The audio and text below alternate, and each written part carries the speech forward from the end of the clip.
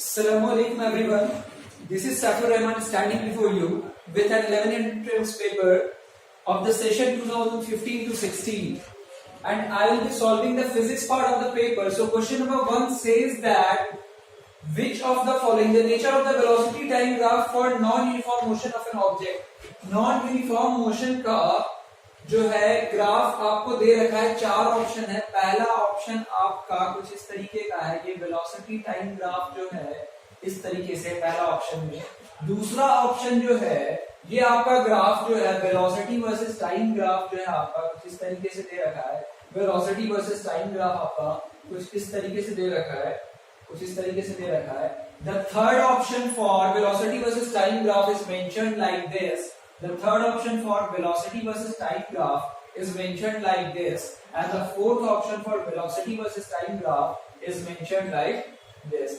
आपको non uniform motion का graph बताना है, नॉन यूनिफॉर्म मोशन का ग्राफ बताना है.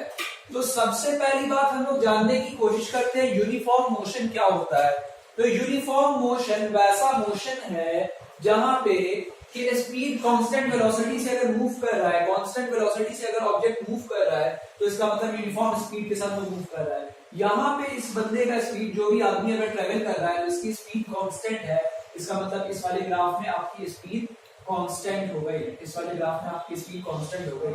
इस वाले ग्राफ में चूंकि ये स्ट्रेट लाइन है, चूंकि ये स्ट्रेट लाइन है and the slope of a straight line is constant, and the slope of a straight line is constant. इसका मतलब यहाँ पे एक्सीलरेशन आपका कांस्टेंट है, एक्सीलरेशन कांस्टेंट है. इस वाले ग्राफ में भी आपका ये स्ट्रेट लाइन है, इसका मतलब एक्सीलरेशन कांस्टेंट है, acceleration is constant. But in this graph the acceleration is positive for the first part and negative for the second part, then again positive and then again negative. Acceleration पूरे time interval के लिए option B में constant नहीं है. Acceleration पूरे time interval के लिए option B में नहीं है कांस्टेंट. एक्सीलरेशन पूरे टाइम इंटरवल के लिए ऑप्शन बी में कांस्टेंट नहीं है. सो नॉन यूनिफॉर्म मोशन अगर देखा जाए एक हिसाब से तो ऑप्शन बी ही करेक्ट ऑप्शन होगा, यही नॉन यूनिफॉर्म मोशन होगा. क्योंकि यहाँ पे स्पीड कांस्टेंट यानी यूनिफॉर्म स्पीड के साथ ट्रेवल कर रहा है, यहाँ पे एक्सेलरेशन कांस्टेंट मतलब यूनिफॉर्म एक्सेलरेशन के साथ मूव कर रहा है, यहाँ पे भी यूनिफॉर्म एक्सेलरेशन के साथ मूव कर रहा है. But in option B the object is travelling with a non uniform acceleration. Now we have question number 2 with us. Question number 2 कह रहा है कि a ball is gently drop from a height 20 metre. अगर किसी ball को height 20 metre से gently drop किया गया है, its velocity increases uniformly at a rate of 10 meter per second square. Height of the building is mentioned as 20 meter. ये जो height है ये 20 मीटर दे रखा है और बॉल को जेंटली ड्रॉप किया गया है. एक्सीलरेशन ड्यू टू ग्रेविटी की वैल्यू आपको 10 मीटर पर सेकेंड स्क्वायर मेंशन्ड है. कह रहा है after what time it will strike the ground. इस बॉल को यहां से अगर यहां पे पहुंचना है क्या टाइम लगा होगा. Since this ball is gently drop तो इसका मतलब इसकी इनिशियल वेलोसिटी आपकी 0 हो गई. Now we have the formula s is equal to ut plus 1/2 acceleration times of time square, acceleration times of time square. So initial velocity अगर 0 है तो ये पूरा का पूरा टर्म आपका 0 हो जाएगा और s की वैल्यू 20 है. Since it is in downward direction so we can consider it negative बराबर 1/2. एक्सीलरेशन ड्यू टू ग्रेविटी भी डाउनवर्ड डायरेक्शन में लग रहा होगा तो डाउनवर्ड डायरेक्शन के लिए मैं नेगेटिव कंसीडर कर सकता हूं. तो it is -10 times of t square. So it is like -400/10 बराबर t स्क्वायर. -400/10 बराबर t स्क्वायर. तो यहां से आपका आ गया -40/10 बराबर t स्क्वायर. यहां से आ गया, यहां से -10 आ गया, यहां से t का वैल्यू आपका 2 सेकेंड आ गया. t का वैल्यू आपका 2 सेकेंड आ गया. माइनस से माइनस कैंसिल आउट हो जाएगा, यहाँ पे 0 से 0 कैंसिल आउट. t स्क्वायर बराबर 4 so time is equal to 2 second आपका आ गया. क्वेश्चन नंबर 3 कह रहा है, क्वेश्चन नंबर 3 कह रहा है which of the following ball has more inertia if their sizes is same. सबसे पहला ऑप्शन आपका दे रखा है रबर बॉल, रबर बॉल. दूसरा ऑप्शन दे रखा है B option is stone ball. किसी स्टोन का अगर बॉल बना दिया जाए तो उसका इनर्शिया क्या होगा.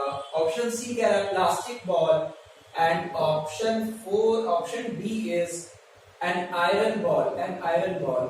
तो हम लोग कंसीडर कर सकते हैं कि अगर कोई भी बॉल है आपके पास तो इनर्शिया जो है मास पे डिपेंड करता है, इनर्शिया मास पे डिपेंड करता है, और चूंकि बॉल का साइज सेम दे रखा है तो जिसकी डेंसिटी ज्यादा होगी उसका मास ज्यादा होगा। इन चारों में जिसकी डेंसिटी ज्यादा होगी उसका मास ज्यादा होगा। डेंसिटी आयरन ब्लॉक की ज्यादा है इन चारों में, तो ऑब्वियस सी बात है इसका मास ज्यादा होगा। मास ज्यादा होगा तो क्या हो जाएगा, इनर्शिया इसका ज्यादा। सो correct option is option number D. Now we have question number 4 with us, and question number 4 says that an object weighs 12 Newton when measured on the surface of Earth. अगर कोई ऑब्जेक्ट है जिसका wait आपका surface of earth पे 12 Newton है, अर्थ पे इसका wait 12 Newton है, अगर सेम ऑब्जेक्ट को मैं मून पे ले जाऊं तो उसका वेट क्या होगा? अगर सेम ऑब्जेक्ट को मैं मून पे ले गया तो उसका वेट क्या होगा? तो सिंपल सी बात है, मून पे जो वेट होता है वो 1/6 होता है किसका? अर्थ का। तो मून पे वेट ऑन मून जो हो जाएगा, weight on moon will be 1/6 of weight on earth, weight on earth. और वेट ऑन अर्थ कितना दे रखा है? Weight on earth is 12 newton, so it will be 1/6 times of 12, so it is 2 Newton, and the correct option for question number 4 is option D. Correct option for question number 4 is option D. Now we have another question, question number 5. Question number 5.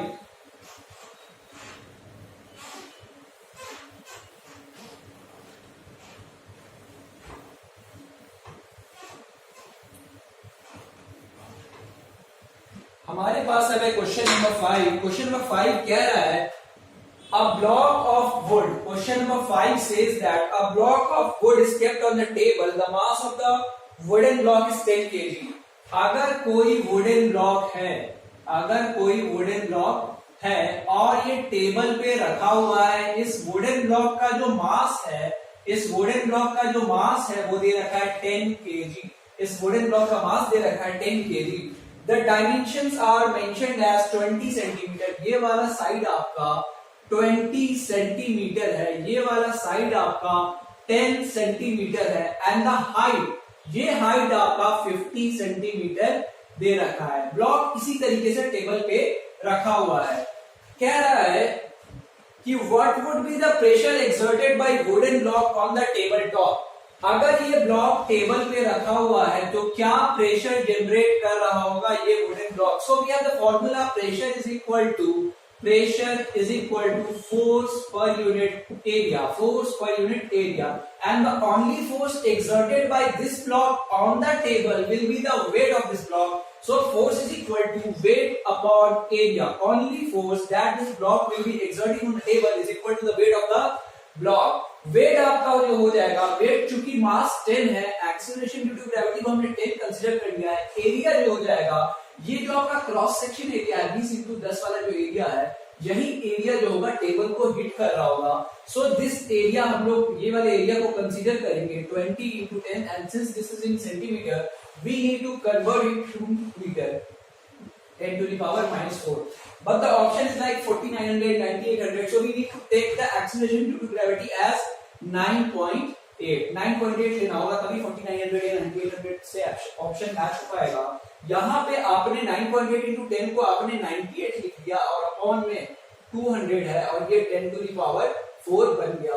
ये आपका बन गया 10, ये 20 से इसको 20 को आपने cancel out कर दिया। 98/2 is 49 into 10 to the power 2, so it's coming out to be 4900 Newton, 4900 pascal, pressure की यूनिट पास्कल। तो आपका करेक्ट ऑप्शन जो आया यहाँ पे वो ऑप्शन नंबर बी है, 4900 pascal. The correct option for question number 5 is 4900 pascal. Question number 6 is an object of weight 120 Newton at a certain height of the ground, the potential energy of the object is 480 Joule. कुछ height h पे, अगर एक height h पे किसी object को रख दिया गया है, जिस ऑब्जेक्ट का वेट यानी mg कितना दे रखा है, mg दे रखा है 120 न्यूटन। अगर weight of the block 120 Newton है और h हाइट पे इस ब्लॉक को रखा हुआ है और कह रहा है कि इस पॉइंट पे पोटेंशियल एनर्जी जो है ब्लॉक की वो है 480 जूल। 480 जूल दे रखा है। हाइट पूछा है तो सिंपल सा बात है, बहुत ही आसान सवाल पूछ दिया एमयू ने। पोटेंशियल एनर्जी जो आपका होता है that is mgh। Potential energy is mentioned at 480 joule and the value of mg is given as 120 Newton. So height, the value of height will be 480 by 120 and it's 4 meter. 4 metre answer आ रहा है आपका। So correct option for question number 6 is option B. Option B. Now we have another question, question number 7, जो कि कह रहा है two girls A and B of each of weight 400 Newton. कोई दो गर्ल्स हैं ए और बी जिसका की वेट दे रखा है 400 न्यूटन। दोनों गर्ल्स का वेट आपको दे रखा है 400 न्यूटन दे रखा है। दोनों गर्ल्स का वेट आपको 400 न्यूटन दे रखा है। Climb up a rope through a height of 10 metre. दोनों गर्ल 10 मीटर हाइट क्लाइंब कर रही है रोप पे। दोनों गर्ल 10 मीटर हाइट क्लाइंब कर रही है रोप पे। 10 मीटर हाइट क्लाइंब कर रही है रोप पे। 10 मीटर हाइट क्लाइंब कर रही है रोप पे। रोप पे जो है 10 मीटर हाइट क्लाइंब करना है। गर्ल ए, अगर ये गर्ल ए है and this is girl B, girl A takes 25 second. A को 25 सेकेंड लगा, while girl B takes 50 second. Girl B को 50 सेकेंड लग रहा है। कह रहा है the comparison of power spend by the two girl, which girl has got the more power. So power is energy per unit time. Power is energy per unit time. ये जो potential energy का जो change है इतना ही energy girl ने consume किया होगा। सो दोनों का मास सेम है, दोनों का हाइट सेम है, सॉरी दोनों का वेट सेम है, दोनों का हाइट सेम है। एनर्जी को मैं लिख सकता हूं mgh। दोनों का वेट सेम है, हाइट सेम है, मतलब दोनों की एनर्जी सेम है, बट टाइम जो है दोनों केस में अलग है। दोनों का mg सेम है 400 न्यूटन, दोनों का हाइट सेम है 10 मीटर, बट टाइम जो है वो दोनों के केस में अलग है। तो जिसका टाइम कम होगा उसका पावर क्या आ जाएगा, ज्यादा आ जाएगा। Because denominator is got less, denominator एक बार जैसे ही कम होगा, डिनोमिनेटर एक बार कम होगा तो ये पूरी क्वांटिटी बढ़ जाएगी, because denominator is got the same value. So जिसका टाइम कम लगा उसको पावर कंजम्पशन ज्यादा होगा, उसने पावर ज्यादा लगाया होगा। तो simply power exerted by girl A is greater than power exerted by girl B, and the correct option for question number 7 is girl A has more power, and option is B. Option B. Question number 8 says that a person clapped his hand. Question number 8 says that a person clapped his hand near a minaret and heard a echo after 4 seconds. अगर किसी बंदे ने यहाँ पर hand को clap किया है, अगर किसी बंदे ने यहाँ पर हैंड को क्लैप किया है और यहाँ पे आपका एक मिनारेट है या फिर एक पहाड़ टाइप की चीज है, तो ये जो क्लैपिंग का जो साउंड है ये पहले यहाँ जाएगा टकरा करके, फिर इसके कानों तक आएगा, फिर वो बंदा सुन पाएगा। हमने मान लिया है ये जो डिस्टेंस है आपका between man and this minaret is x। तो टोटल डिस्टेंस क्या ट्रेवल करना पड़ा होगा साउंड को, तो टोटल डिस्टेंस जो साउंड को ट्रेवल करना पड़ा होगा वो x डिस्टेंस गया होगा और x डिस्टेंस आया होगा। तो टोटल डिस्टेंस जो आपका हो जाएगा वो हो जाएगा 2x। टोटल डिस्टेंस 2x हो जाएगा। कह रहा है कि साउंड की स्पीड 344 मीटर पर सेकेंड है। v बराबर दे रखा है 344 मीटर पर सेकेंड और साउंड को टाइम लगा 4 सेकेंड। तो एक तो डिस्टेंस हम लोग डायरेक्टली यहां से भी निकाल सकते हैं कि 344 मीटर पर सेकेंड से अगर गया है तो जाकर के आने में 4 सेकेंड लग रहा है, तो डिस्टेंस हमारा आ जाएगा 344 इंटू 4। ये जो 344 इंटू 4 जो मीटर आया है यही वो x डिस्टेंस गया होगा और x डिस्टेंस आया होगा। तो इसको मैं इक्वेट कर सकता हूं 2x से। तो यहां से x की वैल्यू आपकी आ जाएगी 688 मीटर। 688 मीटर यहां से x की वैल्यू आ जाएगी। So the correct option for question number 8 is option B. Correct option for question number 8 is option B. Now we have another question number 9 from the light part. We have another question number 9 from mirror part. Question number 9 says that an object is placed between center of curvature C and focus F. The position of the image formed by concave mirror. Mirror आपका concave दे रखा है, concave mirror दे रखा है और object को place किया गया है between center of curvature and focus. Between center of curvature and focus. Between center of curvature and focus अगर ऑब्जेक्ट को प्लेस किया गया है तो पूछा है इमेज कहाँ पे बनेगा. तो सिंपल सी बात है, अगर C और F के बीच में ऑब्जेक्ट रहता है तो इमेज जो बनेगा वो बियॉन्ड C बनेगा. इमेज जो बनेगा वो बियॉन्ड C बनेगा. इमेज आपका बनेगा बियॉन्ड C बनेगा. कैसे बनेगा बियॉन्ड C, उसको देखने की कोशिश करते हैं. सबसे पहले a ray of light going parallel to the axis after hitting the mirror will pass through the focus. एक रे तो ये आ गई आपकी और दूसरी रे कुछ इस तरीके से आएगी कि अगर सेंटर ऑफ कर्वेचर से अगर पास करवा दिया जाए किसी रे को तो वो अपने सेंटर ऑफ कर्वेचर से किसी रे को पास करवा दिया जाए तो अपने पाथ को रिट्रेस कर लेगी. तो ऑब्जेक्ट कुछ यहाँ पे, इमेज कुछ यहाँ पे बन जाएगा आपका. इमेज ऑब्वियस सी बात है इनलार्ज बन रहा है, लेकिन it is found beyond C. So the correct option for question number 9 is option C, that is beyond C. Beyond C बनेगा. Now we have question number 10 which says that a spherical mirror and a thin spherical lens. एक तो mirror है आपके पास और एक spherical lens है, each having a focal length of -15 cm. एक spherical mirror है और एक lens है, दोनों का focal length नेगेटिव है.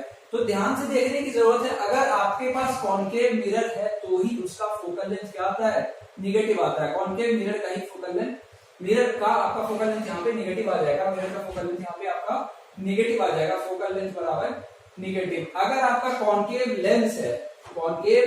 लेंस है तो इसका भी फोकल लेंथ आपका नेगेटिव आता है. फोकल लेंथ अगर आप यहाँ से इस तरीके से रे डायग्राम बनाओ तो ये यहाँ पे जाकर के हिट करता है. फोकल लेंथ इसका भी नेगेटिव आता है. फोकल लेंथ इसका भी नेगेटिव आता है बिकॉज यहाँ पे आपको पोल से लेफ्टवर्ड जाना पड़ता है मेजर करने के लिए. यहाँ पे आपको ऑप्टिकल सेंटर से लेफ्टवर्ड जाना पड़ता है. अगर इसका रिवर्स केस में देखूं, कॉन्वेक्स मिरर अगर मैं लूं तो यहाँ पे जो रेज हैं वो डाइवर्ज कर जाती हैं और यहाँ पे फोकस इधर की तरफ आता है, यानी पोल से आपको राइटवर्ड जाना पड़ता है. तो इसका फोकल लेंथ जो होता है वो पॉजिटिव हो जाता है. यहाँ पे फोकल लेंथ जो है आपका नेगेटिव हो रहा है. और अगर कॉन्वेक्स लेंस अगर आपने लिया तो इसका भी फोकल लेंथ आपका पॉजिटिव हो जाता है. फोकल लेंथ आपका इसका पॉजिटिव हो जाता है. इसको आपको मेजर करने के लिए राइटवर्ड मूव करना पड़ता है. सो फोकल लेंथ अगर नेगेटिव दिया हुआ मिरर बताना है तो एक तो आपका कॉन्केव मिरर पॉसिबल हो गया और एक आपका कॉन्केव लेंस पॉसिबल होगा. सो the correct option for question number 10 is both concave, यानी मिरर हो तो भी कॉन्केव होना पड़ेगा, लेंस हो तो भी कॉन्केव होना पड़ेगा. So correct option for question number 10 is option A. कह रहा है now question number 11 we have with us is which of the following is a representation of hypermetropic eye. Hypermetropic eye का representation देखना है हमें. तो सिंपल सी बात है, हाइपरमेट्रोपिया का मतलब है फार साइटेडनेस. हाइपरमेट्रोपिया का मतलब है फार sightedness. This was question number 11 and question number 11 says that hypermetropia का आपको डायग्राम बनाना है. हाइपरमेट्रोपिया का जो डायग्राम दिया हुआ है उसको सेटिंग करना है. हाइपरमेट्रोपिया तो it is nothing but it is far sightedness. Far sightedness मतलब क्या है? फार साइटेडनेस का मतलब दूर का दिखता है, नजदीक का नहीं दिखता. ध्यान देने वाली बात यह है, फार साइटेडनेस में दूर का दिखता है, नजदीक का नहीं दिखता. नाम है फार साइटेडनेस, दूर का दिखता है, नजदीक का नहीं दिखता. तो अगर आपके पास ये आई बॉल है और यहाँ पे ये आपका यहाँ पे इस तरीके से आई लेंस होगा, ये सिलियरी मसल्स होगा, ये आपका आई लेंस होगा, ये सिलियरी मसल्स है, दिस इज अगेन आइरिस और यहाँ पे प्यूपिल होगा. तो क्या हो रहा है, यहाँ पे दूर का ऑब्जेक्ट दिखेगा, नजदीक का ऑब्जेक्ट नहीं दिखेगा. होता क्या है कि the near point of human I is 25 centimetre. तो अगर 25 सेंटीमीटर से कम पे ऑब्जेक्ट को मैंने रख दिया तो ये इसका इमेज जो बनेगा, ये इसका इमेज बाहर की तरफ बन जाएगा, रेटिना से बाहर की तरफ इमेज बन जाएगा. इसमें हाइपरमेट्रोपिया में. And the correct option for question number 11 is option B. इसका इमेज बाहर की तरफ बन जाएगा. Now we have question number 12 again from the human eye part. It says that the change in focal length of the eye lens is caused by the action of. ये जो eye lens है इसका focal length जो change होता है तो it is caused by ciliary muscles. Ciliary muscles जो है आपका यही जो है आपके फोकल लेंथ को चेंज करेगा आई लेंस के. So correct option for question number 12 is option C, ciliary muscles. Now we have question number 13 which says that question number 13 कह रहा है कि a current of 0.5 ampere is drawn by a filament of an electric bulb for 20 minutes. Current आपका दे रखा है 0.5 ampere 0.5 ampere current दे रखा है और टाइम दे रखा है, टाइम आपका दे रखा है 20 मिनट। तो सबसे पहले मिनट को मैं सेकंड में कन्वर्ट करना चाहूंगा, तो it will B 20 into 60 second and it will be like 1200 second. उसके बाद कह रहा है the amount of electric charge that might have phloem. तो हमारे पास फॉर्मूला है इलेक्ट्रिक करंट जो होता है वो amount of charge that has phloem per unit time. तो Q बराबर आ सकता है हमारे पास I times of T। Current हमारे पास 0.5 एम्पियर है, इसको मैं 5/10 लिख सकता हूं और टाइम है हमारे पास 1200 सेकेंड। तो ये हमारे पास आ गया 6000 कूलम, 600 कूलम। ये आपका कूलम आ गया, ये आपका कूलम आ गया 600 कूलम, 600 कूलम यहाँ पे आपका आ गया, 600 कूलम आ गया। Now we have another question from electricity part. It says that 100 joule of heat is produced.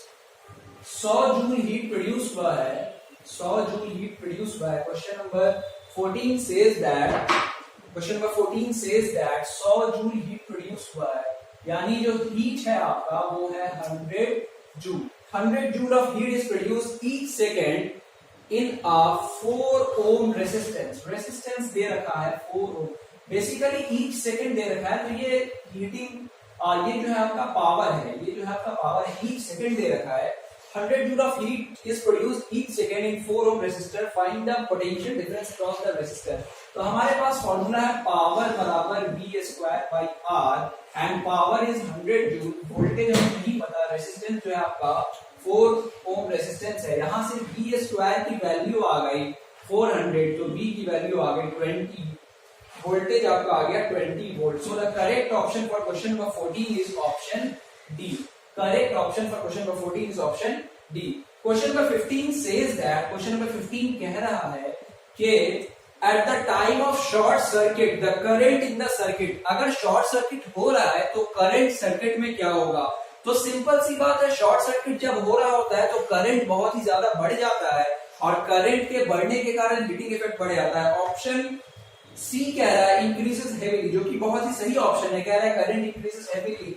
So correct option for question number 15 is option C. Question number 16 says that, question number 16 कह रहा है which of the following is not the part of electric motor. इनमें से कौन सा electric motor का part नहीं है। सबसे पहला insulated copper wire. Insulated copper wire हमारे पास होता है, हम लोग जो वायरिंग करते हैं इंसुलेटेड कॉपर वायर भी हमारे पास होता है। दूसरी चीज कह रहा है मैग्नेट भी होता है, यहाँ पे इस तरीके का मैग्नेट भी होता है, नॉर्थ पोल और साउथ पोल, ठीक है। इसको हम लोग इलेक्ट्रिक करंट भी प्रोवाइड करते हैं। कार्बन ब्रशेस होते हैं, यहाँ पे कार्बन ब्रशेस होते हैं, लेकिन यहाँ पे कह रहा है stationary brushes. Option D says that stationary brushes, जो कि गलत ऑप्शन है। स्टेशनरी ब्रशेस नहीं, हम लोग कार्बन ब्रशेस यूज करते हैं। सो यहाँ पे जो करेक्ट का आंसर हो जाएगा डी हो जाएगा, क्योंकि कह रहा है which of the following is not a part, तो करेक्ट ऑप्शन डी हो जाएगा। Now we have question number 17 with us. Question number 17 कह रहा है कि बायोगैस में क्या क्या होता है। बायोगैस में मीथेन कितना परसेंट होता है ये बताना है। तो बायोगैस का जो कॉम्पोजिशन होता है वो होता है CH4 होता है, उसमें CO2 होता है और भी बहुत सारे गैसेस होते हैं बायोगैस में। N2 और H2 भी होता है, N2 और H2 भी होता है, लेकिन CH4 का जो कॉम्पोजिशन होता है वो होता है 75%। The percentage composition of CH4 is 75%, and the correct option for question number 17 is option D. Option D. ठीक है, so this was the physics part, and this was about the physics part, and the paper was easy. I hope you guys enjoyed the video.